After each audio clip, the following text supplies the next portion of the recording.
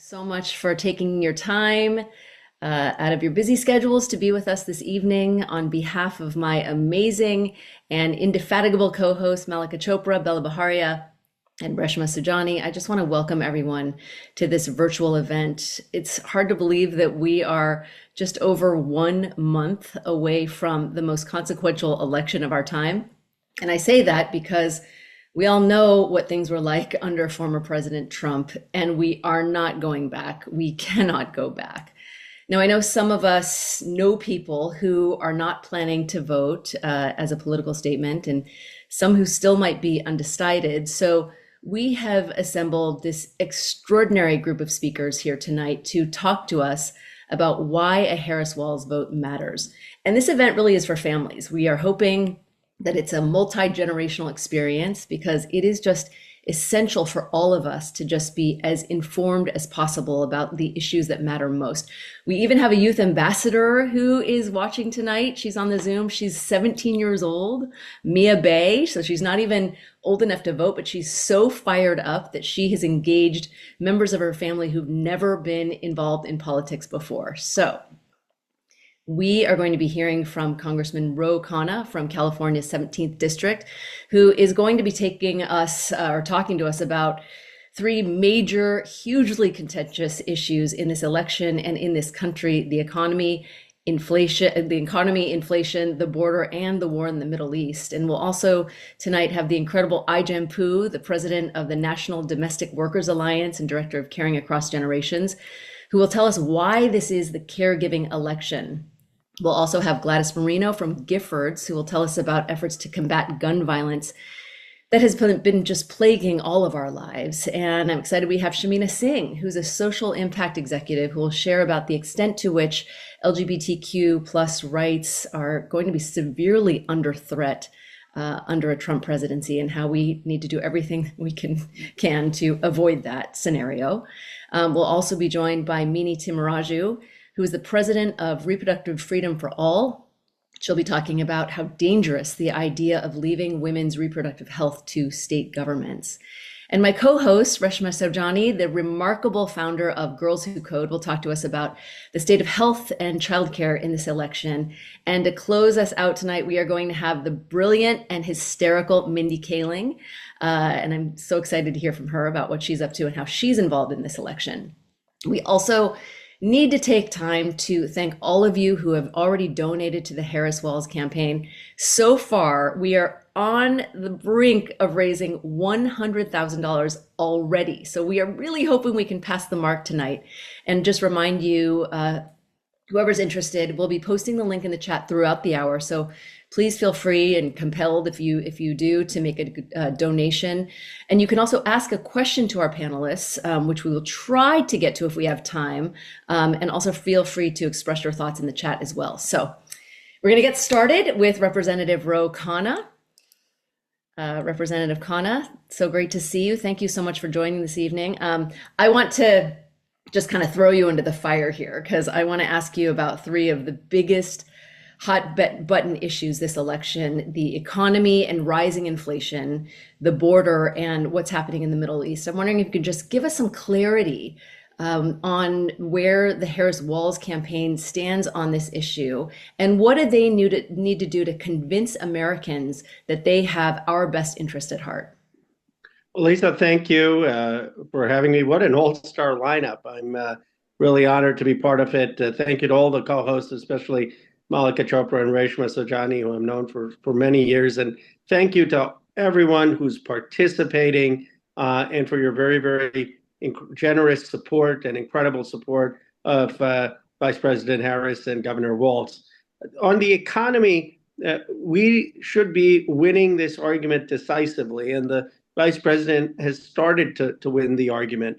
I mean, Donald Trump has no plan. His plan is to put 200% tariffs on goods, on all goods, not just on heavy manufacturing. And that would basically mean, as the Vice President has said many times, that people's prices would go up. The price of consumer goods, the price of food, the price of transportation would go dramatically up.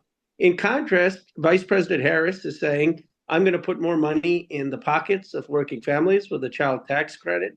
She's going to make sure that there's fair competition, that four food processing companies don't control 60% of the market and don't charge exorbitant prices. And people like Lina Khan at the FTC is going to make sure that there's fair competition to bring down prices.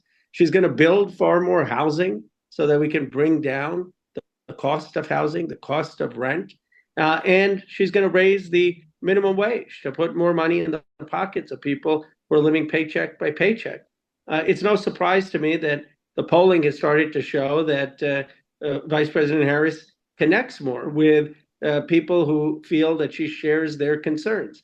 And Donald Trump's going to give tax cuts to big corporations and put up massive tariffs that simply aren't going to help people. So that is the clear contrast that all of us need to continue to talk about. The President, Biden and Harris have had a remarkable record. I mean, where they've brought inflation down from 7% to 2.3%, the fastest and most significant fall in inflation of any Western democracy in the world.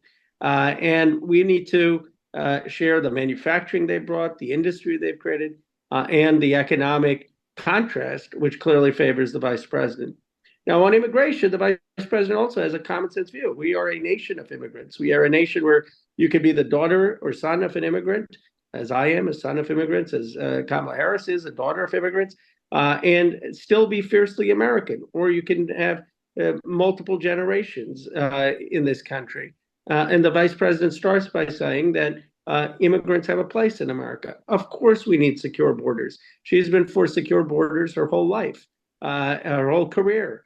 And she did that as Attorney General. She did that as Vice President. She was leading on the border security bill to secure the border, to use advanced technology to secure the border. But we need a humane process. You can't just start to rip away kids from their families. You can't have a process where we don't recognize legitimate asylum claims. And her common sense, pragmatic approach, I think, is where the country is. And she's going to be going down to the border tomorrow and articulating that, whereas Donald Trump is just playing politics on it. Finally, on the Middle East, I mean, it's heartbreaking to see what's happening.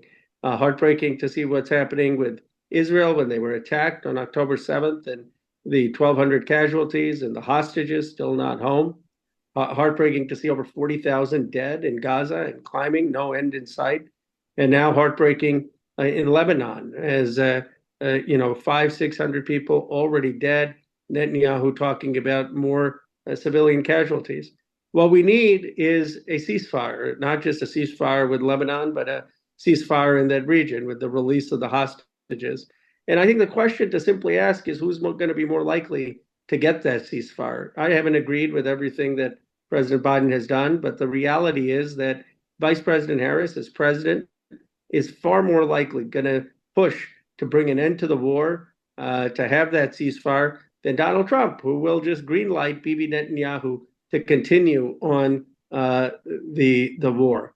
And so on that third issue, I believe that we have work to do. I am proud of a lot of people who have been activists on the area, but I am confident that Vice President Harris has more of the values of peace and a secure Israel with a secure Palestine than Donald Trump. So I think all of the issues favor us. Our challenge is time. We've got 1 month to get the message out, to mobilize. And I am just very, very grateful that all of you are taking the interest to do that. Yes, with your generous contributions, but this thing is going to come down to 10, 20,000 votes in a handful of states. We need to do all we can to mobilize everyone we know in those states. Just really quick, Ro, for those who are wanting to sit this election out because of their frustration with how the Biden-Harris administration has been handling the situation in the Middle East, what are the consequences of a Trump presidency on the region? Well, it's not surprising to me that Netanyahu is trying to escalate now in October. And think about why. I mean, he wants, obviously, Donald Trump to win. Now, why does Netanyahu want Donald Trump to win? Netanyahu wants Donald Trump to win because he believes that if Donald Trump wins, he will have more carte blanche to do what he wants in Gaza and in Lebanon, and that we potentially, could get into a war with Iran. The person who has the willing to stand up in any way has been President Biden and Vice President Harris. Now, I believe I was one of 37 people who voted no on the offensive weapons to Netanyahu. So I have disagreed with some of the policies, and I think we need to be tougher in getting a ceasefire. But I have no doubt in my mind that the chances of that ceasefire will quickly evaporate if Donald Trump is elected president. So for people who care about this, I'd say let's fight to change the Democratic Party from within, but let's not spite our face, spite our nose and face with that saying, because the reality is that Harris is going to be far better, and the people around her are going to be far better. Representative Ro Khanna, thank you so much for taking the time out of your busy schedule to be with us tonight. So appreciate your time and your wisdom. Thank you. Thank you, Lisa. Thank you, everyone. All right. Before we get to one of my heroes in the world, I just want to let everyone know that we have crossed the $100,000 mark. So thank you all so much for your generosity. This is so exciting, but because I'm persistent, I'm going to say, you know what? If you feel compelled, let's keep it going. So next up, as I said, is one of my heroes. She is the president of the National Domestic Workers Alliance and has spent her career fighting for the rights of care and domestic workers and for families who are dealing with caregiving issues in their own homes, which is millions and millions of us. Ai-jen Poo is here with us. Ai-jen, thank you so much for being here. Thank you so much for having me, Lisa. What an incredible honor to be a part of this lineup of speakers, of people who I just adore and admire and look to for wisdom and insight. So it's really a joy and a pleasure, and to see you, my dear friend Lisa, and someone who has covered the issues that I work on so beautifully and so powerfully, and I'm excited to dig in. Well, thank you, Ai-jen, and again, thank you for your tireless efforts. Now, you say that this is the caregiving election of our lifetime. How so? And can you talk about the unprecedented progress that has been made under the Biden administration on caregiving, and where President Harris will take things on a caregiving front? I mean, I heard her mention elder care in the debate, which I was so happy to hear. Yes. Well, as someone who's covered these issues, you know just how urgent and essential it is that we address caregiving in our country. We are a country that needs more care than ever before. Actually, just this week, the RAND Corporation released new data that shows that there are 105 million of us who are caregivers right now in America. 40% of us, and that number has doubled in the last decade. So that means that literally 40% of the country today is caring for an aging loved one, an ill loved one, and a disabled loved one, or a young child. And we're largely doing it on our own and struggling to figure out how we manage and afford it, because we as a country haven't invested in the kinds of systems and policies and programs that would support us to take care of the people that we love, especially while we're working. And what that means is we've got 700,000 people, mostly people with disabilities and their families, who are on waiting lists, waiting for essential caregiving services in the community that they're eligible for through Medicaid, but can't get access to because those programs are underfunded. We have people who are going into debt and going broke, impoverishing themselves so that they can get access to any long-term care. We have family caregivers who are making impossible choices, and working parents who are making impossible choices between going to work to pay the bills or taking care of their loved ones who need essential care. These are impossible. We have, in our country today, 1 in 4 moms goes back to work within 2 weeks of giving birth because we don't have a national paid family medical leave program. And the great news about all of this, all of that sounds like not good news, but the good news is that Vice President Harris and President Biden has spent the last 3 years putting caregiving at the center of the economic agenda, insisting that we actually have to invest in care and lowering the cost of care for families in order to have a strong economy in America. And it's really the first time a White House has really put that stake in the ground and said, we've got to do it. And so they've proposed historic investments. And what Vice President Harris did yesterday is she looked us all in the eye from Pittsburgh, making this historic economic speech and said, I see you and I know that you are struggling to find and afford the care, essential care that you need. And I'm going to invest in lowering the cost of care. And she told the story of being a caregiver for her mom when she had cancer before she passed away. And she used the word dignity over and over again. And that is so appropriate because you know, Lisa, that caregiving is all about dignity. It's about the dignity that we enable in the people we're caring for, the dignity that is required to provide good care.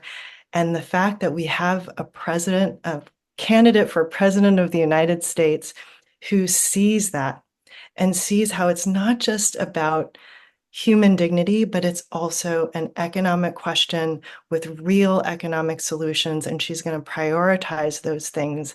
That could be our future. We could be the generation that delivers caregiving systems and programs for the future generations to come. And I'm so excited to elect Vice President Harris and Governor Tim Walz as our next president and vice president to deliver us that future because we need it and we deserve it.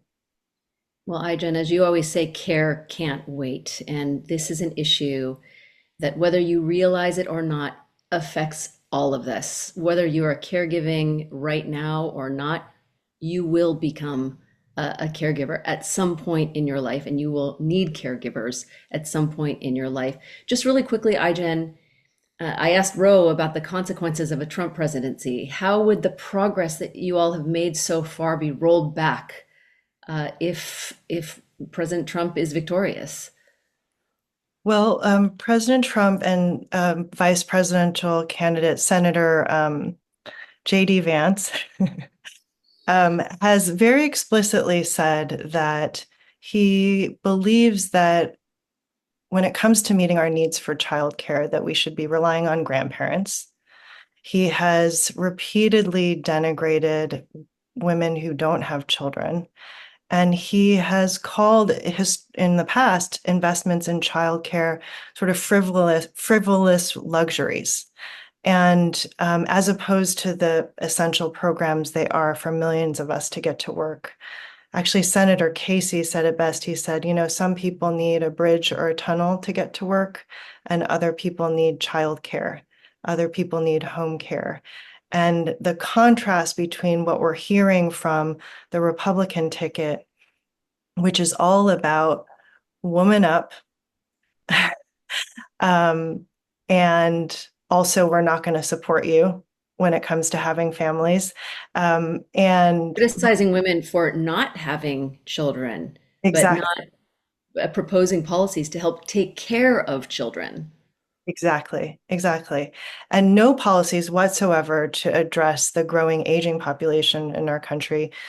The population of people over the age of 85 is going to double by the year 2040, and they have no plan for how to support care for the older population. And that, as you said, the contradictions between what they're forcing on people in terms of having families and the complete failure to address how they're going to help people care for their families. It really is just, it's so stark. It's so clear. There are two choices. One is going to help us care for our families, and one is really going to say, you're on your own and good luck. Yeah, we all have an opportunity to ensure that these caregiving issues are taken seriously and placed at the top of the agenda. I mean, it's incumbent upon all of us, and that's why this is the caregiving election. Ijen Poo, thank you so much for being with us. We all just appreciate you sharing and your tireless work on behalf of care workers across this country. Thank you so much. Thank you, Lisa. All right, now moving on to the issue of gun violence. We all know that it has just become an inescapable, uniquely American issue. It is just astounding and confounding that it is one of the leading causes of death for American children. So joining us tonight is Gladis Merino, Political and Coalitions Director for Giffords, an organization dedicated to saving lives from gun violence, led by the incredible former Congresswoman Gabrielle Giffords. And prior to this role, Gladys served as U.S. Senator Mark Kelly's political director throughout his 2022 re-election campaign. Gladys, thank you so much for joining us. Now, for those of us who are desperately wanting change to our gun laws, this choice in the election is an obvious one, but can you talk about how your team is responding to recent events and what needs to happen for us to really make meaningful change? First of all, thank you for having me and allowing Giffords to be part of this really important conversation. We have, in the last 10 years in the gun violence prevention space, gone from a place where guns were really the third rail of politics to a place where it's a major component and plank of the Harris-Walz campaign and of this administration. Today, in fact, President Biden and Vice President Kamala Harris announced more than a dozen executive actions that they're taking to address the epidemic of gun violence, including boosted investment in community violence intervention programs and practices, more money for states to implement red flag laws. And it also includes the creation of a task force to investigate emerging gun technology, like conversion devices and 3D printed guns, among over a dozen of other agency directives. These actions reflect an administration that is committed to moving forward to prevent gun violence and only builds on their legacy of putting public safety first. The political transformation on this issue has been pretty profound, even if there is a lot of frustration for the amount of gun violence we still see in this country. And we know that the progress is frustratingly slow, particularly when each day brings headlines that remind us of the stakes. But despite this, the movement has succeeded in shifting the conversation about gun safety policies in a few short years. For example, we've passed more than 620 gun safety laws in nearly every state, and the first federal gun safety law in nearly 30 years with the bipartisan Safer Communities Act. Our research also has found that not only does gun legislation have high support, but it also attracts groups of voters with the power to decide this election, primarily Latinos and Black voters and suburban women. And perceptions among Democrats improved when we layered on gun safety messaging. So, when we think about the election, the contrast between the presidential candidates is sharp. President Biden and Vice President Harris encouraged bipartisan cooperation to pass the first major gun safety laws in 30 years, right? Which included record funding to hire and train over 14,000 mental health professionals for our schools. And as the head of the first ever White House Office of Gun Violence Prevention, Vice President Kamala Harris has spearheaded policies to expand background checks and close gun show loopholes. And under her and President Biden's leadership, violent crime is at a 50-year low. Just this week, we heard the FBI report that crime rates have dropped. And so we know that as we get closer to November, opponents of gun safety will try to make false claims that crime is up nationwide and that strong gun safety laws are ineffective. And as this new evidence makes it clear, these claims couldn't be more false. And we hope that this new data is helpful in countering the spread of misinformation on the campaign trail. We have a gun violence epidemic in this country. Guns are, like you said, Lisa, the leading killer of children, and yet Donald Trump tells families to get over school shootings. So if Gifford's first 10 years was about building up the national gun violence prevention infrastructure to counter the NRA's century-long head start, the next 10 years will be about expanding in states and electing candidates who prioritize gun safety. Absolutely. The choice just couldn't be clearer when it comes to combating gun violence in this country. Gladys Merino of Giffords, thank you so much for taking the time to be with us. Thank you. All right, everyone, I just want to let you know that we have passed the $100,000 mark. We are exceeding it, and I just wanted to remind everyone that should you feel compelled, the donation link is in the chat, and of course, we and the campaign would appreciate anything that you feel compelled to donate. So now joining us, we have Shamina Singh, who is a social impact and sustainability executive who has been a leader in the LGBTQ plus community for years. Shamina, how are you? I'm doing great. How are you doing, Lisa? I'm doing well. Love the pink. Hey, come along. What does your shirt say? Oh, it says come along. I love that. The LGBTQ community is always on message, always on brand, and always in color. Always fabulous. Well, Shamina, we know the Harris-Walz campaign has been committed to the LGBTQ community. I mean, I love Tim Walz's story of how he became the advisor to the LGBTQ club at school while also coaching the football team. That just warms my heart every time I think about it. So can you talk about the administration's track record and how the community would be affected under a Trump presidency? Absolutely. Look, I want to say a couple of things. So one, on the Gay Straight Alliance that the vice presidential candidate started in the school. I can't even imagine. I mean, I grew up in Chesapeake, Virginia. And now imagine me with my ponytail and glasses playing the clarinet, but gay.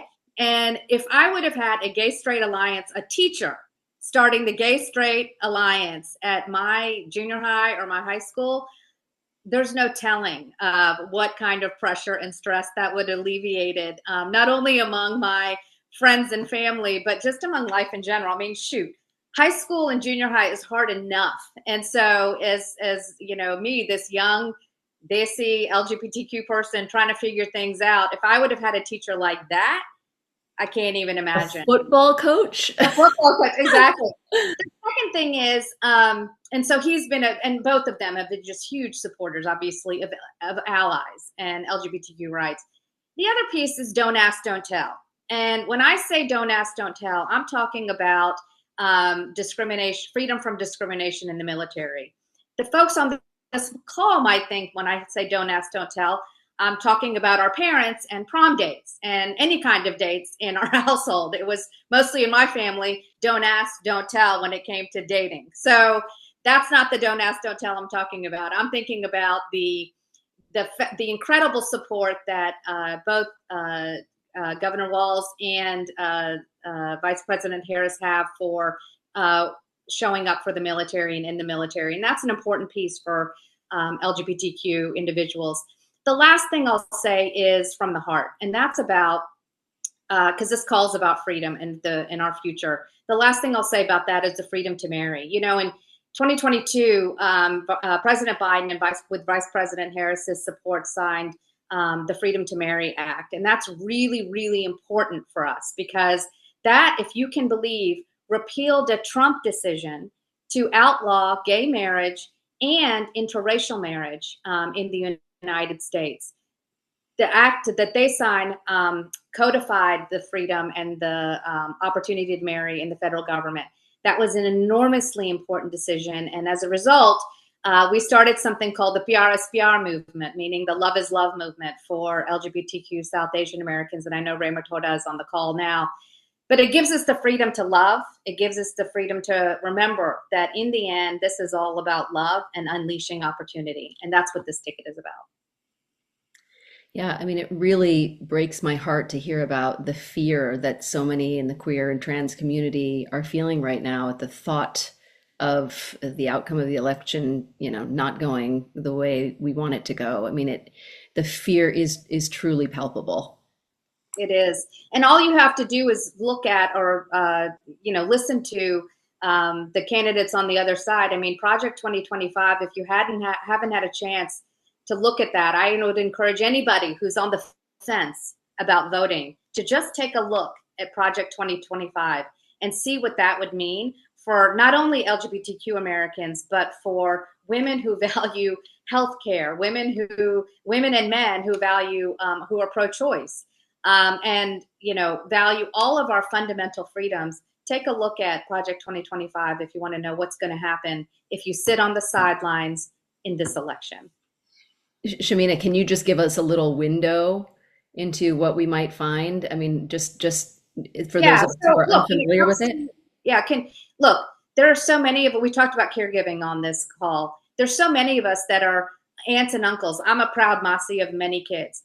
I cannot imagine taking my nephew or niece to the doctor or to the hospital in an emergency situation where they're suffering from something related to their gender identity, or if they're in the midst of a miscarriage or something related to their reproductive health, and having a physician on the other side or a nurse practitioner on the other side say, because they don't believe in the fundamental freedom that America provides, they have the ability to refuse healthcare to anybody in my family for any reason.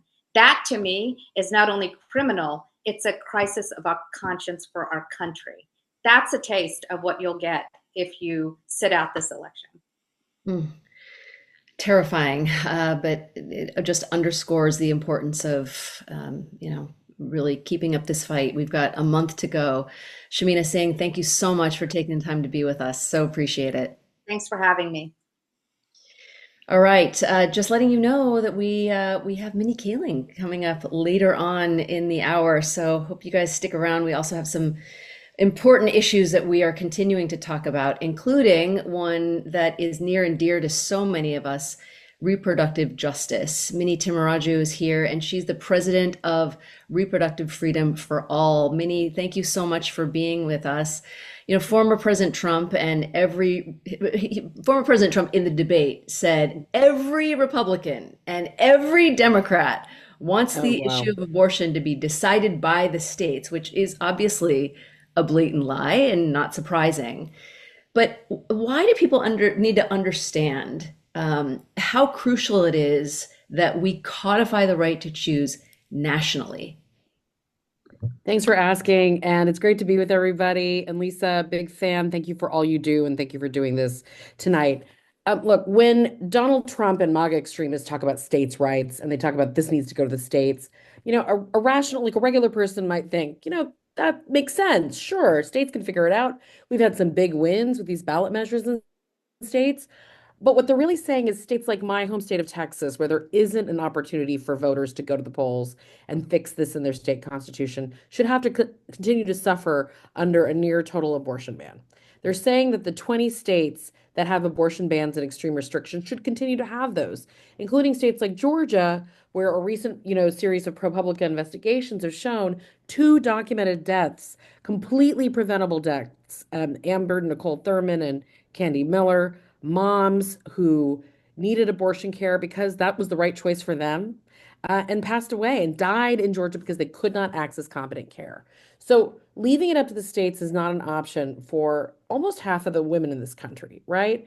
And when we leave it up to the states, you also have, frankly, a situation where there's disparate care. It's almost like we're living in segregated states again, right? My rights shouldn't have to depend on where I live, what my zip code is, what my ethnic background is. And at the end of the day, there's other side effects that are happening in these states where there's bans. So you've got growing maternal health care deserts, physicians who are OBGYNs who want to leave states because they cannot competently practice care in states. So it's so much more than just abortion care, but the opposition is about abortion care. So look, Donald Trump, if you take anything away tonight, if you are out there campaigning for Kamala Harris, what you need to remember is Donald Trump created this crisis. Donald Trump appointed and had his extremist allies in the Senate confirm the justices that constituted the Supreme Court majority that overturned Roe. So Trump is responsible. He and J.D. Vance, along with the authors of Project 2025, have a plan to go even further, banning medication abortion, reviving things like the Comstock Act to basically institute a nationwide abortion ban. It's incredibly dangerous. but Kamala Harris has a plan to fix it. She and Tim Walz are incredible advocates, both personally and in their careers, for reproductive freedom. And Kamala Harris has been fighting these fights since her time as Attorney General and in the Senate, where she really, went after the Supreme Court nominees and tried to hold them accountable and block their confirmations. So she's done so much leading the Reproductive Freedom Task Force and the response of the Biden-Harris administration to Dobbs. And she's been the guiding leader for so many of us in the movement. So having her in the White House is critical, but also electing a Congress that will send that bill to her desk, codifying the federal right, is just as important. And Minnie, can you just talk about what it's going to take? What will the process look like in order to be able to codify reproductive rights nationally? Yeah, it's going to be tough, but we can do it. There's a clear pathway. So there's a bill that's already passed the House multiple times. It's been stalled in the Senate. If we can win a federal trifecta, that means flip the House, hold the Senate, and win the White House, we can move that legislation. Recently, the vice president has been talking publicly about the filibuster and her support of removing the rules, the filibuster rules, to change the way the Senate supports votes to pass legislation. What that means is, currently it takes 60 votes to pass a bill out of the Senate. If there's filibuster reform for our fundamental freedoms like voting rights and abortion access, we would only need 51, and the vice president, Tim Walz, could be that 51st. So that's really why it's so critical. We have to elect reproductive freedom champions up and down the ticket, and we have some really tough races in this country right now. Ohio with Sherrod Brown, Montana, John Tester, Arizona with Ruben Gallego, all incredible champions for reproductive freedom, all who are with us on making this happen. Yeah, it's so important that we continue to vote down the ticket, the entire ticket. Meaning, I actually have a question. I mean, as I said, this is an issue that is extremely near and dear to so many of us, all of us really. Now that it is so heavily leaning Republican, the Supreme Court turned over Roe. How can the public trust this fragile court to make decisions like they did once before? Yeah, no, it's a great question. I was actually doing a court reform panel with a bunch of court reform advocates earlier today. Look, I don't think you can trust it. This is why we need checks and balances, right? This is why the legislative branch and the executive branch have to be controlled by folks who support reproductive freedom. So there's a lot of other things we need Congress to do should we win this trifecta. And one of them is ethics reform. There's been a lot of corruption in the court, right? Junkets and trips and obvious, politicking by rich, wealthy benefactors of folks like Clarence Thomas and Samuel Alito. We gotta get to the root of that. There's also issues around like judge shopping and forum shopping. We saw that Texas medication abortion case go all the way to the Supreme Court. Really problematic.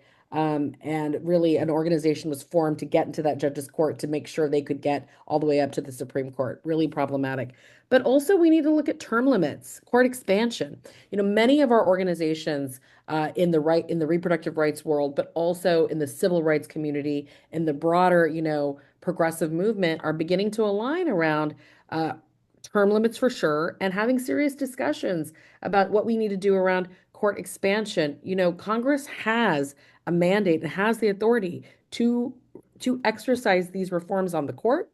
And frankly, if we pass this bill, it will eventually go in front of that court too. So it's also really important for all of our friends and all of our family members to be paying attention to the courts and remembering that when you vote for Kamala Harris and you vote to flip the Senate, you're also voting for the folks who are going to increase the pipeline of judges who are fair and balanced into the federal judiciary. Trump did a lot of damage to the federal courts in a very short period of time.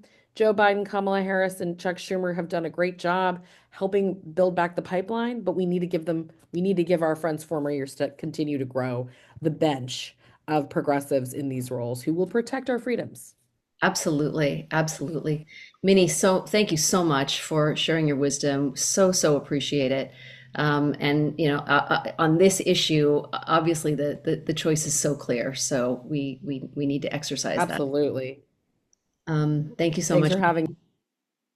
It now gives me great pleasure to welcome one of my co-hosts for this event, Reshma Saujani, the founder of Girls Who Code, who has been such an outspoken advocate for issues pertaining to healthcare and childcare. Reshma, how are you? Where are you? Are you in a vehicle?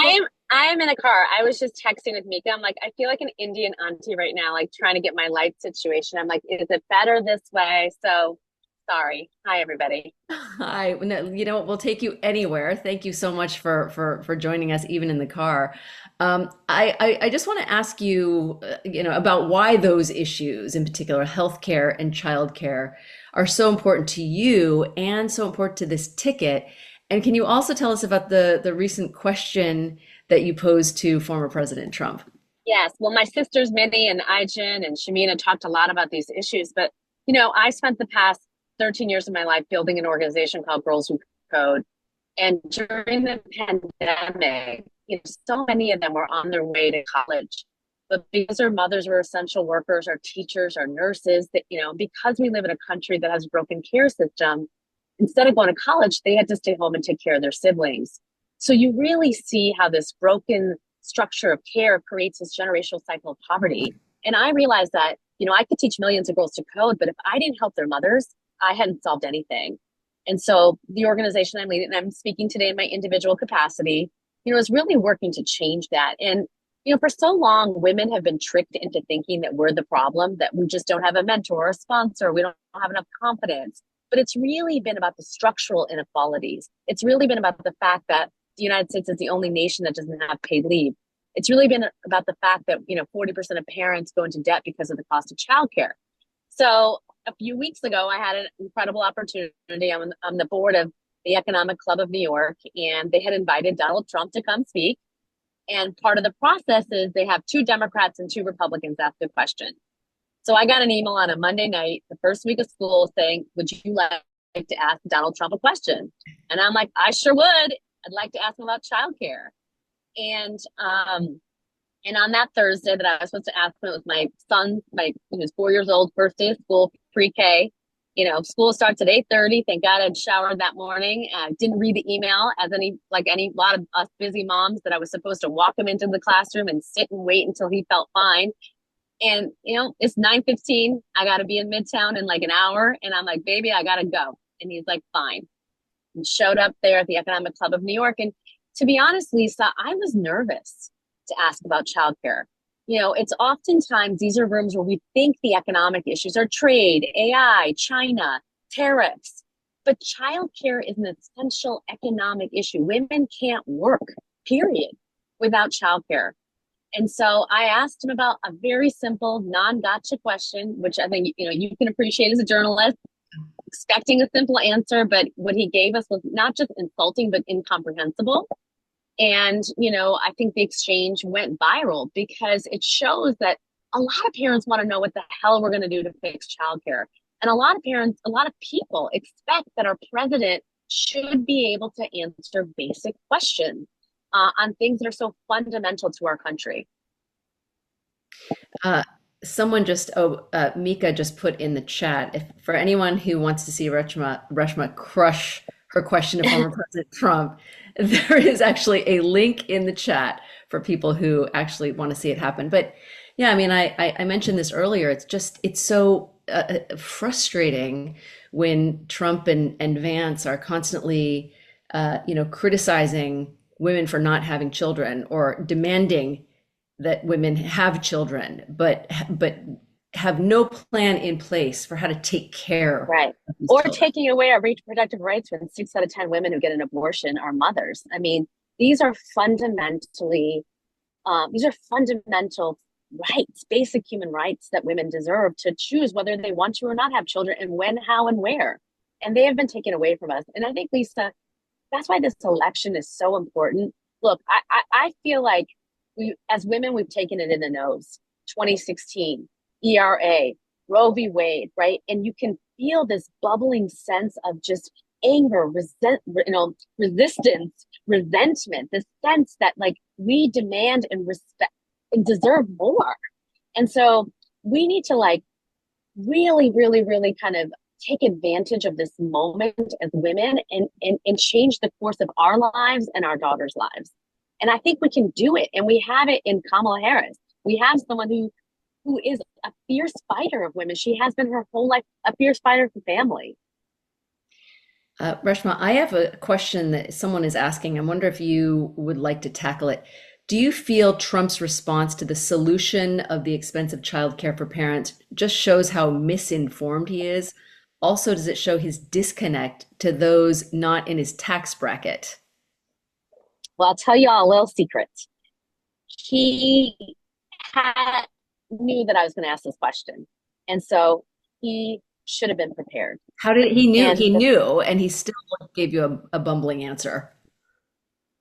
Between us all girlfriends, yeah. And I think that shows, what does that tell us, right? It tells us that he didn't give it the respect that it deserved. That he wasn't, and I think for a lot of people, when they heard, some people justified his answer that he was trying to say that he's going to fix childcare with tariffs. I don't think he was saying, I don't think he was prepared or had an answer or even thought about it. Because, we had petitioned to get the question asked at the debate, the first debate at CNN, and he sidestepped the question and started talking about his golf game. So I think the reality is they have no plan, and they don't think that the women of America deserve a plan. And that is why he cannot get elected. If they had it up to them, women would have no choice about their bodily autonomy. They would have no choice about whether they want to move in and out of the workforce. No choice about the fact that their children shouldn't be doing shooter drills when they're 4 years old. I mean, there's so many women are not valued and respected and by a certain ticket. And I think, they always say when people tell you who they are, believe them. This is an example of that. Well, Reshma, thank you so much for your passion and your advocacy. We so appreciate you taking the time to share your wisdom with us and also be a co-host here on this Zoom. Thank you so much for being here tonight. Thank you so much. Get to where you're going safely. I'm going home. Hopefully you're not driving the car. You're stopped. No, I'm not. Just on the day's work. Fantastic. Thank you so much, Reshma.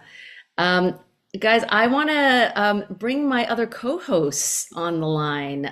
They have been working so hard to make this happen. And I'm so happy to report that on this call, we've raised over $10,000 so far. So add that to the nearly $100,000 that was already raised. So thank you all for your incredible, incredible generosity.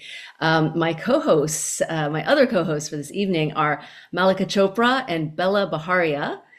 And they would like to share a few words with you tonight. Mallika, you want to start? I'll let Bela introduce Mindy, and then I'll close it off after. Okay, sounds good. Okay, great. Bela, over to you. Thanks, Lisa. Really compelling speakers on so many different topics. And so I hope this definitely encourages people to donate, but definitely to vote, and make sure you tell your aunties and your grandmothers and uncles, right? Get out there and vote. I want to just quickly introduce our next guest, who's also calling in from an event as she's traveling somewhere. But I have had the privilege of working with her on the Mindy Project and on Never Have I Ever and on the upcoming Running Point on Netflix. She's incredibly talented and a good friend. She's done a lot for this campaign. You've seen her all over the place, including the convention, but she did want to pop in and say hi. So please welcome my friend, Mindy Kaling. Hey guys. Hi, Bella. Hi, thanks for joining. Thank you. That was so nice of you to say. It's so nice to see everyone virtually. I just wanted to say that, like many people here who are watching this right now, it's like people are so busy. A lot of us are both the breadwinners and the childcare providers in our homes. And to get on this kind of thing at dinner time is such, we're busy. And I think it really speaks to, at least for me, the importance of this election. I'm someone who has thought that I think politics is exhausting. And this is one of the first elections where it feels so unbelievably necessary to be involved. I first want to just say that I'm honored to be here. And I want to thank Bella, Mallika, Lisa, and Reshma for even having me, for all of the incredible incredible speakers. I think like a lot of people here, particularly Asians and South Asians, it's been so energizing to see someone like Kamala Harris, who is, has a great shot, and, we're all hoping and praying and will be the president. And I think a lot of times people who see that and see that excitement like to chalk it up to like identity politics. I've definitely gotten people be like, oh, you're just voting for her because she's Indian, as though hundreds and thousands and millions of people have not voted for people and been excited about them because of the way they look. And I just think it's important to talk about the actual issues. I love making doses with her, but as someone who had 3 of my children through IVF, it's unfathomable that those rights could be taken away from us and have already been stripped away from so many Americans. Reproductive rights in general, I'm like everyone else here who's shocked and horrified by the rolling back of rights. And of course, gun control, which is something that, like a lot of things, became incredibly viscerally frightening to me when I had children and thinking about their safety just dropping off to school. When I went to the DNC, I saw firsthand the excitement around Kamala Harris, and it was such an honor to join her there. And seeing people speak like Michelle Obama, and she said this, I'm going to sort of badly paraphrase this, but she described the energy in that room and across the United States as something that we hadn't allowed ourselves to feel in a long time, which is hope, because that's what this is. This is hope for a better future, one that's built by a woman who has dedicated her life to making the lives of the American people better. And so I want to thank everyone for joining today and encouraging everyone to keep doing what they're doing to get out the vote. Volunteer, canvass, donate, trick your Republican uncle into turning off Fox News and logging into this Zoom somehow. We all have people we love who vote for Trump. Let's change their minds. So thank you again to the organizers of this event. I feel really honored to be here, and thank you for including me, especially Bella. Thanks, everyone. Mindy, thank you so much for joining us tonight. I know you've got a lot going on, so we really, really appreciate it. I just want to bring Mallika, Bella, and Reshma up one more time to thank everyone. And, Mindy just talked about how, look, this obviously is not about identity politics. I mean, there are hugely important issues at stake, but I just have to ask you, and anyone can respond, what it means for you. I mean, you're the mother of daughters, to have the first South Asian candidate for the president of the United States, running for the office. Anyone can take that. Yeah, I'll start. I just want to, it's to see ourselves is so impactful. And we've seen that in some of the images of this campaign as well, of young girls looking up to Kamala. Of course, her nieces, that's such a powerful image. So I think my kids are here, my nieces, my nephews, my mom. Like, this is a multi-generational conversation. And I think as moms, whether it's of boys or girls, because Reshma, of course, has sons, this is an urgent time. So Reshma, Bella, please jump in. Reshma, you want to go ahead? I am me in the dark. It's just not seeing. And I was sitting at the DNC convention with my father, and his mother's name was Kamala, and my father was basically just in tears. And so I think the emotionality of seeing her and just seeing her also in her greatness, crushing him at the debate, right? Mm-hmm. It was just so powerful. She's the epitome of both strength and joy. And so it's just, I don't know, I get emotional every time I see her, every time I think about it. And I just can't wait to be there. Because I am not going on January 1st with my pink pussy hat. Like, I threw that shit out, like we're going full white or militant black, whichever one you like, and celebrating the first female president. Yes. Here. Yes, I'm with you on that. Look, I think in that way, it's such a powerful thing to be able to see yourself, and I'd say even more powerful, see a mixed race person, right? So, which is not what you sort of have imagined somebody holding that office to look like. So that's really powerful. And I'd say a lot of the different speakers here in different lines of work, to see people break barriers and show up in those places and have that kind of powerful representation is a really meaningful thing. I love all of that about her. I love that she's, grows her green chilies in the vice president's house and makes spicy, great food and gets that. I love all of that. I love that she makes dosas with Mindy. But what I also really love is that she really stands for something and has values and integrity and expertise and can get that there totally crush him. But on policy and on what we really need in this country moving forward, and to sort of bring people together and really where she stands on policy.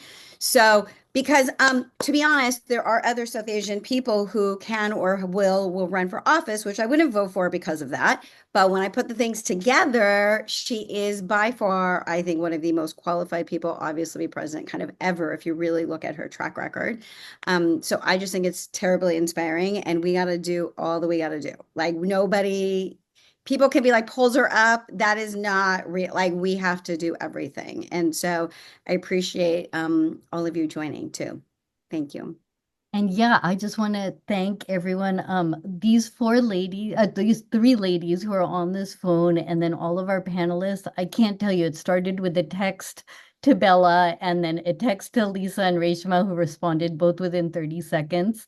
I feel so grateful to just be surrounded by inspiring women like you, and of course, all of our panelists. I also really want to thank, we have all these amazing volunteers, from Mia Bay, who's our youth ambassador, to others, Nikki, and of course, Mika Jen, who's behind the scenes but has pulled this all together. We really couldn't have done it without her. And last but not least, I thank all of our family and friends. We really saw this as a salon for family and friends. We got hundreds of people registering, participating, but we also have raised some significant money. So I just want to ask people, if you can still give on our link. It just comes under our umbrella, but the money is going straight to the campaign. So whatever you can do, whether it's through this or otherwise, please participate, because it really is making a difference. That's right. Thank you all so much for being with us tonight. We can't go back, guys. We can't go back. We can only go forward. So thank you. Galvanize your friends, make them go out and exercise their right to vote, and let's secure a victory in in just over a month. Thank you all. Have a great night. Good night. Thank you.